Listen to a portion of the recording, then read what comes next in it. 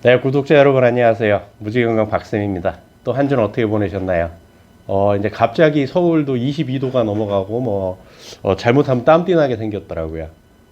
정말 이게 날이 알 수가 없습니다. 종잡을 수가 없고 이게 이제 다 환경이 파괴됐기 때문에 이런 현상들이 아닌가라는 생각을 해보고요. 또 오늘 아침 신문에 보니까 코로나 기간 동안에 한국에서만 소비한 플라스틱 길이를 쭉 세우면 지구 표면을 14바퀴 돈대나 그만큼 많이 썼다는 기사가 났더라고요. 아, 이거 되게 심각한 문제구나라고 생각을 하면서요. 이런 것들이 결국은 시간이 지나고 하면 다 미세 플라스틱으로 해서 우리 몸으로 다시 돌아온다는 것, 자연은 순환된다는 사실을 우리는 또 한번 생각을 하면서 어, 가족의 건강을 또 한번 생각할 시간인 것 같습니다. 예. 그래서 이제 지난주에 이어서 또 이제 오늘은 이제 마지막 부분까지 짧은 시간 내에 좀 이제 다 풀어버릴까 이제 생각을 합니다. 이제 중복된 얘기들도 많고 하니까. 네. 그래서 이제 8장은 서양의학의 실패입니다. 서양의학의 실패. 우리가 지금 너무나 믿고 의지하고 조금만 뭔 일이 있어도 달려가는 그 병원, 그건 서양의학이지 않습니까? 사실은 동양의학은 아니잖아요. 근데 그것이 실패했다라는 거예요. 왜 그게 실패했을까 해서는 여러 가지 얘기들이 있지만 너무나 증상 치료에 매몰되기 때문에 그런 게 아닌가. 그런데 이제 현대의학의 한계는 그런 것이 아닌가. 물론 현대의학의 장점을 따라갈 수 없어요. 급성에서는 현대의학이 발전한 그 계기를 보게 되면 전쟁터에서나 이제 만성이 아니고 급성 상황에서는 현대의학을 따라갈 어떤 그런 치료 체계가 없거든요. 그런 쪽에서는 성공을 했는데 현대인들이 급성으로 일어나는 일들이 몇 가지나 될까요? 대부분 많은 경우는 지금 많은 사람들이 질병을 앓고 있는 것들은 다 만성 질환들인데 이걸 급성으로 치료하려고 하니까 여러 가지 한계점에 다다르는 거죠. 필요 없다라는 얘기가 아니고요. 그게 잘못됐다라는 얘기가 아니에요. 방법론에 있어서 약간은 좀 수정이 필요하지 않을까 개인적으로 생각을 해봅니다. 그래서 이제 251페이지에 보게 되면 질병 치료와 관련하여 그 어떠한 단일한 치료 양식도 독점권을 행사할 수 없다. 우리는 오직 본인에게만 효과가 있는 건강법을 찾아내야 한다라는 거죠. 그런데 지금 이제 챕터 자체가 서양의학의 실패라는 챕터이기 때문에 제가 말씀드리는 거지만 모든 동일한다는 거죠. 각자 세포가 다르고 유전자가 다르기 때문에 독점권이라는 건 있을 수 없는 거죠. 어떤 한 가지 방법이 다 통용될 수는 없지만 현대인들은 어때요? 고혈압이다 그러면 전부 비슷한, 물론 이제 이뇨제니 베타 차단제니 안지오텐신 차단제니 효소 완투니 혈관 확장제니 이런 종류는 다르지만 모두 같은 처방이라는 거죠. 다 다른데. 252페이지에 뭐라고 되어 있냐면 치료는 단순히 적절한 약이나 수술을 찾아내는 문제가 아니라 자신의 생명에 책임감을 갖는 복합적인 과정이다. 너무나 이렇게 세분적으로 들어갈 수도 없는 거고요. 또 너무나 피상적으로 다가갈 수도 없는 게 사실은 의학이긴 하지만 꼭 그런 것만 아니라는 거를 한번 염두에 두시는 것도 나쁜 거는 아니라고 생각을 합니다. 예. 왜? 사람은 다 다르기 때문에요. 그래서 여기 고대 동양의 이제 중국인들이 얘기했던 치료법들이나 또 인도인들이 한 이제 이런 치료법들 얘기들이 쭉 나옵니다. 그래서 고대 지혜의 재발견, 그래서 260페이지에 이렇게 보게 되면 음식을 약으로 사용하는 전통의학, 그래서 모든 것이 음식에서 시작된다. 이 말은 진리라고 생각을 하거든요. 예전에 좀 가슴 아픈 얘기긴 하지만 삼풍백화점이나 성수대교가 무너졌던 이유는 여러 가지가 복합적인 게 있겠지만 한 가지는 아니겠지만 일단 가장 근본적인 원인은 뭐냐면 부실 재료를 썼다라는 거였거든요. 그 부실 재료를 가지고 다리를 만들었고 건물을 만들었기 때문에 무너지는 겁니다. 그럼 그걸 인체에 비유해 볼게요. 우리의 구조를 만드는 거는 우리가 먹은 음식을 통해서 흡수한 영양소로 이걸 만드는 겁니다. 이거를 영양소로 만드는데 부실한 영양소가 들어가게 되면 부실한 세포가 만들어지는 거고 결국 산풍이나 성수대교가 무너졌듯이 우리 몸도 무너진다는 거죠. 그게 이제 질병이라고 표현할 수 있는 거겠죠. 그래서 262페이지에 보게 되면 치료를 위해 필요한 가장 시급한 조치 중 하나는 음식으로 인한 신체 불균형을 바로잡는 것입니다. 이게 안젤로라는 이제 의사가 얘기를 한 거고요. 누구든 독성을 없애고 전반적인 신체 균형을 되찾을 수 있도록 구안된 상승작용의 접근법이다. 독성 치료를 통해 음식과 몸속의 독성을 없앰으로써 신체가 스스로 재생력을 갖는 화학작용이 증대하고 면역체계가 강화될 수 있다는 것이다. 결국은 우리 세포를 건강은 되게 간단하거든요. 몸이 건강하려면 개통이 건강하면 되고요. 개통이 건강하려면 장기가 건강하면 되고, 장기가 건강하려면 세포가 건강하면 됩니다. 그럼 세포를 건강하게 방법은 세포 안에다가 좋은 영양소와 산소와 깨끗한 물을 공급해주면 되는 겁니다. 가장 기본적으로. 그게 다라는 의미가 아니고 그게 가장 베이스라는 얘기예요. 베이스. 전통의학에서는 면역체계 역할을 하는 자연적인 특성의 도움으로 대부분의 치료가 이루어지도록 합니다. 이렇게 돼 있어요. 그러니까 대증요법이 아니고 증상에 대해서 하는 것이 아니고 근본적인 거를 해결한다라는 거죠. 그래서 중국 의학의 전문의들은 탐정과 흡사하다. 환자 스스로 재생력을 갖게 하는 요소들을 발견하는데 중점을 두면서 한 사람을 특별한 개인으로 다룬다라고 되어 있습니다. 그런데 우리가 이제 서양의학이라고 하는 것들은 특별하게 다루지는 않죠. 시간에 쫓기고, 물론 이제 의료보험 체계라는 그 한계가 존재하기 때문에 뭐 의사 선생님들도 환자를 무시하거나 한다는 그렇지는 않지만 그런 문제점들이 있는 거죠. 하루에 뭐 150명, 뭐 200명이면 200명을 진료를 해야 되는, 그래야 의료보험 수가 체계에 맞춰서 병원이 운영이 될 수 있다는 한계점이 있긴 합니다. 사실은. 그러지 않으면은 굉장히 비싸져야지 사실은 정상인 거죠. 그래서 앞에 어떤 동영상에서도 말씀드렸었지만 의료보험이 우리나라처럼 전 국민으로 확대되어 있는 건 좋으면서도 되게 단점이 있다라는 거예요. 그런 문제점들이 있다라는 걸 인지하면서 단순히 그냥 모든 것을 서양의학에만 의존하는 것은 약간 위험할 수도 있지 않을까라고 개인적으로 생각을 해봅니다.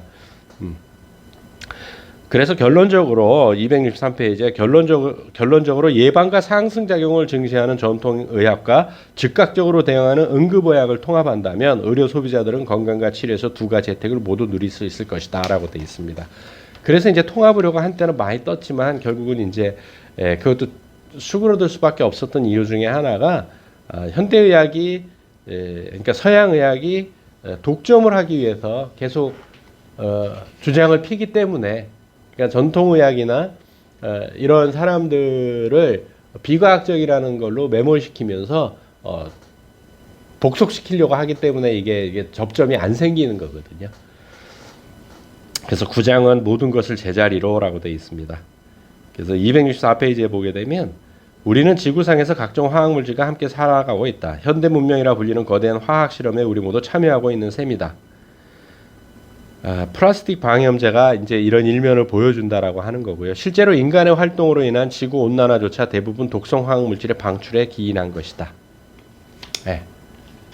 이게 참 심각한 겁니다. 그렇다고 지금 뭐 석기 시대로, 신석기 시대로, 뭐 구석기 시대로 채집 수렵 생활로 돌아갈 수가 없는 상황이잖아요, 사실은.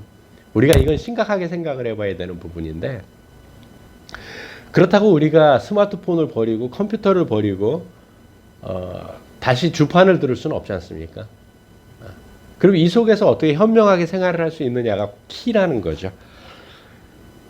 그래서 이제 여러 가지 문제들이 있지만 이제 265페이지에 이 책에서 언급한 연구에서 인용한 것으로 100년 동안의 거짓된 신화의 결과 등장한 양상들이다. 그래갖고 이제 몇 가지가 나옵니다. 첫째, 유해성은 유전될 수 있다.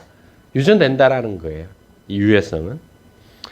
또 합성 화학 물질은 영양이 부실한 음식물과 함께 우리의 면역 체계를 손상시켜 각종 질병의 발병을 촉진한다. 그게 이제 트리거 역할을 하는 거예요. 방아쇠 역할을 하는 거죠, 사실은. 가장 근본적인 거는 먹거리가 파괴된 거고요. 물론 먹거리에도 이제 각종 합성 화학 물질들이 굉장히 많이 들어가죠. 식품 첨가물이라든지 이런 것들이 너무 많이 들어가기 때문에 이런 것들이 가장 큰 문제점입니다, 사실은. 또 몇몇 합성 화학 물질들은 상호작용하면서 부정적인 상승작용을 일으켜 우리의 유전적 기질을 질병에 취약하게 만든다. 근본적으로 DNA 사슬 구조를 약하게 만든다는 얘기거든요. 또 합성 화학 물질들은 유독한 상승작용을 일으켜 만성 피로 증후군과 걸프전 증후군 같은 새로운 질병을 야기할 수 있다. 새로운 질병을 야기하는 거죠. 또 합성화학물질로 인해 발생한 질병의 치료를 위해 처방한 약들이 오히려 체내에 더 많은 독성을 유입시켜 면역체계를 위태롭고 혼란스럽게 만들고 있다. 네. 이제 이 얘기를 보니까 며칠 전에 이제 제가 지인 이제 친정 어머니가 병원에서 이제 자꾸 주무시다가 저혈당 상태로 떨어지셔서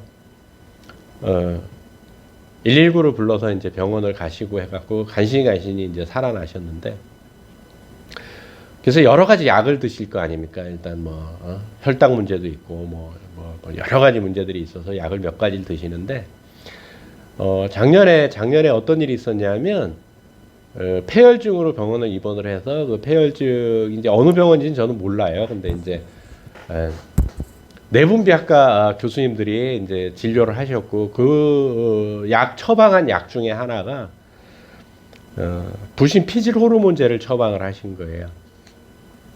작년 8월부터 이제 그 약을 드셨다고 하더라고요. 그러면 이건 스테로이드 제제인데 이게 염증을 가라앉히기 위해서 썼을 수도 있고 뭐 여러 가지가 있을 수 있어요. 그리고 혹시 이제 저혈당으로 떨어지니까 부신 피질 호르몬제를 쓰게 되면 얘는 이제 스트레스를 유발시키기 때문에 혈당을 끌어올리거든요. 뭐 그래서 처방했을 수도 있고. 그런데 이제 일단 그게 자꾸 이제 그런 문제가 돼서 이 아는 지인이 따님이 이제 병원을 가서 이제 의사 선생님을 만나서 상담을 한 거죠. 왜 이걸 처방했느냐. 그리고 자기가 알기는 스테로이드 계열은 일주일에 한 쓰면 안 되는데 작년 8월부터 이렇게 몇 개월을 왜 썼느냐 했더니 의사 선생님이 하신 얘기가 이겁니다. 당신 설명해 주면 알아라고 얘기를 했답니다. 그리고 진짜 충격적인 것은 뭐냐면 처방은 의사가 하는 거고 약은 본인이 선택해야지 왜 이제 와서 나한테 따지냐고 얘기를 했답니다. 그래서 녹음해도 될까요 했더니 왜 녹음을 하냐고 또 얘기를 했대요. 그거는 정말 의사 선생님들한테는 어떤 의무가 있냐면 성실 답변의 의무가 있습니다. 환자가 혹은 환자의 보호자가 질문하는 건 성실히 답변을 해줘야 할 의무가 있는 거예요. 의무는 내가 무시하는 게 아니에요. 국방의 의무는 어떻게든 하늘이 두 쪽 나도 군대를 가야 되는 게 의무인 거예요.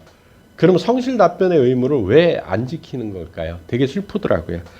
그러니까 이런 것들이 이런 문제들을 일으키는 겁니다. 그래서 그 제 아는 지인이 친정 엄마한테 그 스테로이드계를 못 드시게 했대요. 그 약을 못 드시게 했더니 저혈당에 안 빠지시고 다시 이제 정상적으로 생활을 하신답니다. 이런 것들이 여기서 얘기하는 거예요. 독성을 유입시켜 체내에 더 많은 독성을 유입시켜 면역 체계를 위태롭고 혼란스럽게 만든다는 거죠. 또 인간의 신체는 설사 해가 되지 않고 적은 양이라 할지라도 합성화학 물질을 흡수하도록 진화하지 않았다. 우리의 몸은 3만 년이나 큰 차이가 없거든요. 근데 이 석유화학 물질 이런 것들이 사용된 거는 불과 200년이 채 안 되거든요. 그 몸이 여기에 적응돼 있겠냐는 거예요.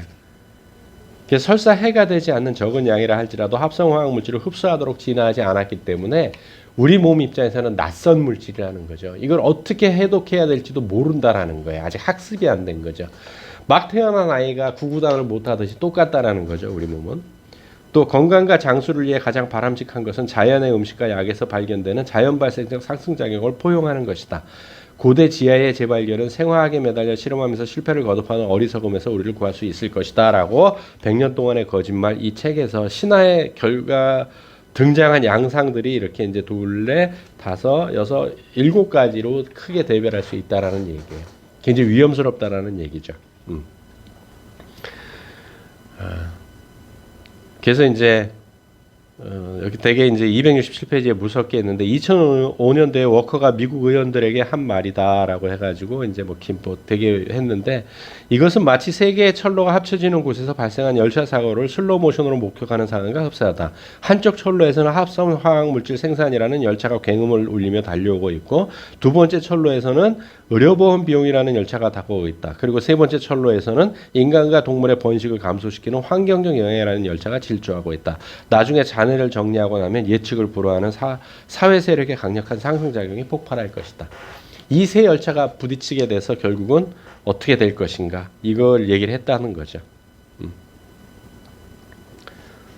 되게 좀 슬픈 얘기들이 많죠. 그래서 이제 268페이지에 보게 되면 진퇴양난의 상황에 처해 있는 우리라고 돼 있어요. 제목 자체가. 그래서 이제 어떤 식으로든 우리 자신을 보호하는 문제에서 무조건 정부에 의존해서는 안 된다. 환경과학자들은 화학기업들이 해마다 수많은 합성 화학물질들을 우리의 일상생활에 새롭게 도입하고 있지만 독성학자들과 정부 감독기관들이 이런 화학물질을 탐지하는 새로운 검사값을 개발하는 데 이미 한계점에 도달했다. 그게 우리한테 어떤 피해를 주는지 모른다라는 얘기예요. 269페이지에 신경외과 의사 러셀 블랙이록이라는 의사는 명백한 위험을 무시하는 정부기관을 지나치게 신뢰한다고 우리를 일찍하면서 우리 스스로 생각하는 법을 배워야 한다고 주장한다. 미주리 대학 의사랍니다. 또 우리의 건강보다 이윤을 중시하는 제조업체들을 믿어서는 안 된다. 참 슬프죠. 그리고 테플론 화학물질. 당신이 봉투를 열고 그 안에 담긴 감자튀김을 집어 입에 넣기 시작하면 불소 화합물을 추출하여 그것을 섭취하는 셈입니다. 코팅 후라이팬을 긁어서 먹는 거랑 똑같다라는 얘기입니다.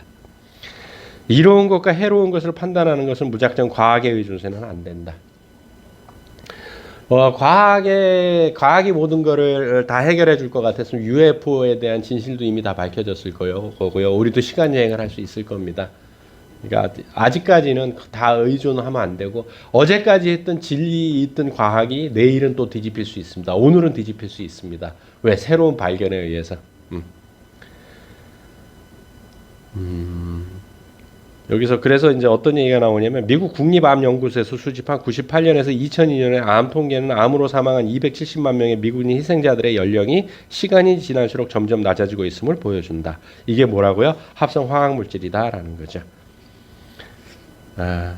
또 272페이지에 보게 되면 지난 20년 동안 FDA 승인을 얻은 항암제 중에서 수명 연장을 입증한 약품은 5분의 1도 안 된다. 대개 수명 연장은 연 단위가 아니라 주 또는 월 단위로 계산된다.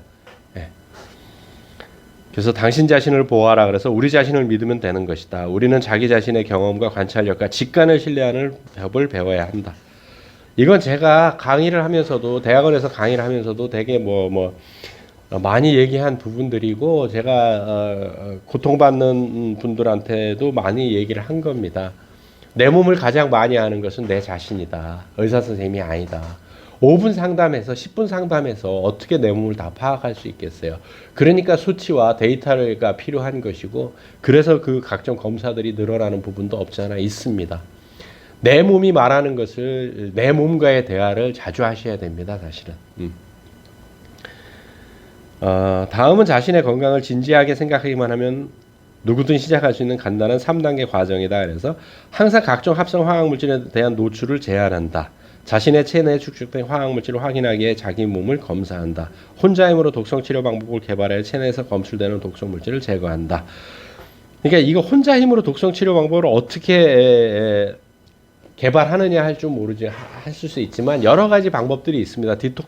디톡스 방법들은 굉장히 많으니까 내 몸에 맞는 방법을 찾으시면 된다라는 얘기로 인지를 하시면 됩니다. 그래서 옹호할 가치가 있는 5가지 행동 그래서 우리 소비자들이 해야 할 행동 5가지를 여기 좀 나열을 해놨어요. 독성물질 제조업체에 압력을 행사한다. 또 자연식품 기준을 마련하라. 이건 내가 마련하라는 얘기예요.